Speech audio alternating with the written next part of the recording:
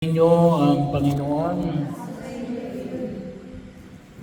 Ngayon po ay ika-4 na linggo na pinagnilayan natin ang pagkain na nagbibigay ng buhay na walang hanggan, na walang iba kundi ang ating Panginoong Jesucristo.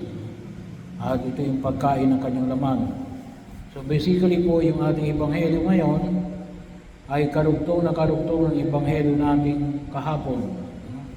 Kung tawagin po ito ay yung panayam sa pagkain na nagbibigay ng buhay na walang hanggan.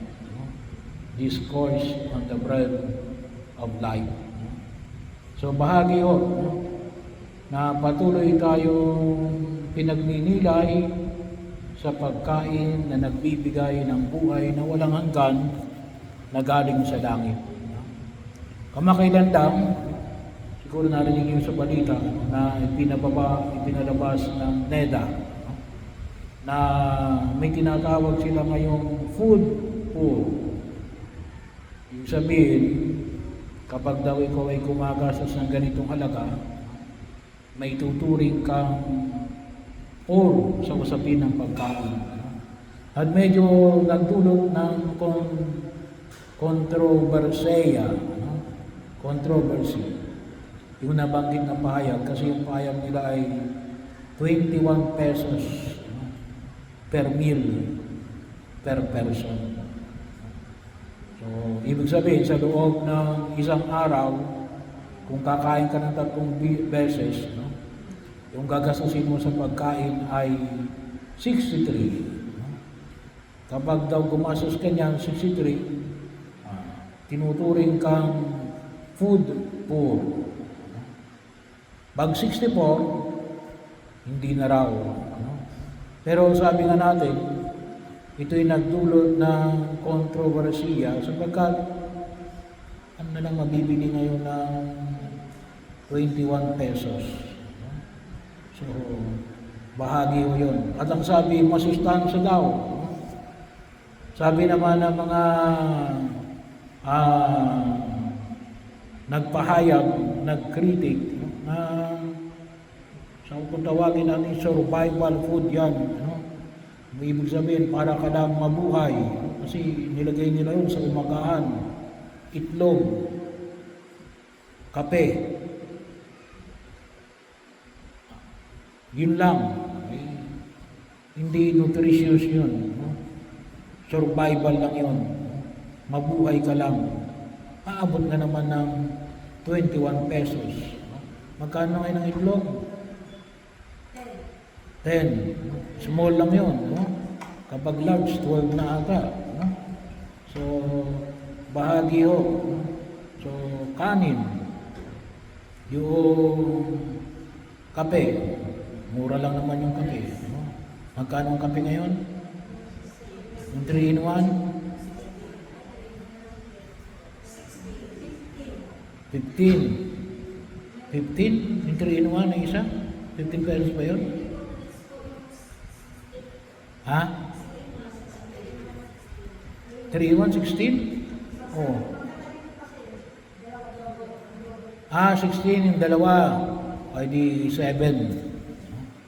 So, 17. So, bahagi ho, no? So, yun ang tawag ng NEDA. Food poor. Yan ang sabi nga, may pagka-kontrobersyal. Sa atin, bilang mga mananampalatayang Kristiyano, paano ba natin masasabi na tayo ay poor? Sa ating pananampalataya, spiritually, sa pagkain natin, ay di kapag hindi tayo nagkukumunyon, kung hindi tayo nagkukumunyon, at least once a month. So bahagi yun na kung saan makita once a week. Pag-araw ng linggo. Kasi yun ang ating obligasyon. So kaya yung mga kapatid natin na hindi nakapagsisimba at hindi nakapagkukumunyon, masabi rin natin na mahirap sila sa pagkain na nagbibigay ng buhay na walang hanggan. So bahagi yun na kung saan nawa ay higit natin pakinabangan sa ilang mga pagninilay natin ay pinagkaloob sa nakalipas na 4 na linggo. Kaya sana po ay higit natin mapahalagahan yung nabanggit na biyaya. Kung minsan hindi natin maintindihan kung paano yung isang kabirasong tinapay, wala pa itong 1 gramo yun, ay paano makabubusog sa ating katawan, ay dahil sa si Jesus ang tinatanggap natin. Si Jesus ang magpapalago sa atin. Si Jesus ang magbibigay sa atin ng lakas upang harapin natin ang mga hamon ng daigdig na ito. Kaya napakahalaga ho na sabi nga natin, ma-sustain natin yung biyaya ng pagkain. At anong sabi ni Jesus? Ang pagkain na nagbibigay ng buhay na walang hanggan. Ay kung tutusin nga ho, kasi nga, hindi ka naman pwedeng tumanggap ng komunyan kapag ikaw ay may malaking kasalanan. Ay sigurado, kapag ikaw tumatanggap ng komunyon, ay you are bound to heaven. At sino ba yung tinatanggap mo? Hindi naman yung langit eh. Yung langit ay alin? Kasama mo ang Diyos. Yun ang ibig sabihin ng langit. Dito, kabagamat nandito tayo sa lupa, kapag tinatanggap natin si Jesus sa anyo ng tinapay, kapag tayo nagkukumunyon, ay para na rin tayo sa langit. Bakit? Ay kasama natin si Jesus. Kasama natin ang Diyos. Physically, and spiritually. Kaya, sana makita natin yung dakilang biyaya na ito na ipinagkakaloob ng Diyos sa bawat isa sa atin. Kung tutusin niya din sa pamagitan ng pagtanggap ng katawan at dugo ng ating Panginoon Kristo, baga tinatanggap niyo lamang sa anyo ng tinapay na andun na rin yung dugo. Kasi katawan yun eh. Hindi naman bangkay yun. Yung bangkay, wala nang dugo yun. Pero kapag sinabi mong katawan, buhay yun. May kasama na yung dugo. Bagamat hindi kayo tumatanggap sa anyo ng alak, sapagkat medyo hindi practice sa diocese natin, mayroong diocese na nagpa-practice na tinatanggap nila sa 2 anyo, tinapay at alak. Pero tayo ay 1 species lamang, sa anyo lamang ng tinapay. Nandun na rin yung dugo. Kasi katawan ni Kristo yun eh. At si Kristo na tinatanggap natin na buhay, at hindi lang basta buhay, nagbibigay ng buhay na walang hanggan, tinatanggap na rin natin yung dugo. So bahagi yun ng pagkilos. So sana po ay higit natin pakinabangan. Hindi naman yun magbibigay sa atin ng magic. Pero kapag nasanay tayo na tumanggap ng katawan at dugo ng ating Panginoon Kristo, ay sinasanay rin natin yung ating sarili natin paglabanan ang panunukso ng demonyo. Kasi hindi mo naman siya tatanggapin kapag ikaw ay may kasalanang malaki. So inilalagay natin ang ating sarili. Kung mayroon kayong kasalanang malaki, ay mangumpisal. Pwede nyo naman akong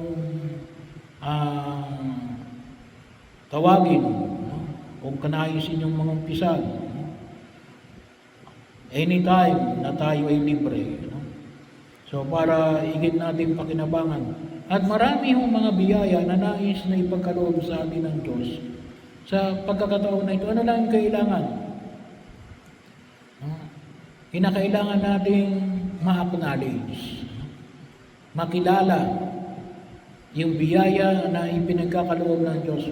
Kung tutusin the very fact na sa loob ng 4 na linggo na sunod-sunod, inihain ng simbahan na pag nilay-nilayan natin, ito lang ho yung linggo na sunod-sunod na tumutukoy sa pagkain na nagbibigay ng buhay na walang hanggan. Na kung tutusin, ipinakasentro ng ating pananalig bilang mga Kristiyanong Katoliko ay siguro ano yung hamon na pinapahayag natin, kilalanin natin ang presensya ng Diyos. No? Maging aware tayo. Kasi pare kasi nandyan, halimbawa yung kapitbahay ninyo, hindi kaya yung kaibigan ninyo, o yung bawat isa sa inyo nandyan, pero hindi yung pinapansin. Kuminsan ganun na nangyayari kay Jesus. Nandyan siya, pero hindi natin pinapansin, hindi natin nakikilala yung biyaya na nais niyang ipagkaloob sa atin. At ano yun? Yung kanyang sarili. Ang pagkain na nagbibigay ng buhay na walang hanggan. Kaya ano yung hamon? Inuulit ko ulit, kapag walang hadlang, pakinabangan natin. Kasi ito yung isang biyaya na ipinagkakaloob ng Diyos. Kung tutusin, ay napakayaman natin. Bakit? Kasi tinatanggap natin ay ang Diyos. Bahagi ho yun na nawa ay doon higit natin pakinabangan yung biyaya na ipinagkakaloob ng buong may kapal sa atin. And the potential, ibig sabihin ng potential, yung kapangyarihan na pwede natin gamitin, gawa ng biyaya na ito. Hindi natin nagagamit. Bakit? Hindi natin alam na meron tayo eh. So bahagi yun, kapag yung isang bagay hindi natin alam na mayroon pala tayo, hindi natin gagamitin. Anong mayroon tayo? Kasama natin ang Diyos. Kaisa natin si Jesus. Saan yun ang tinapay na tinatanggap natin tuwing tayo ay nagdiriwang ng misa at nagkukomunyon.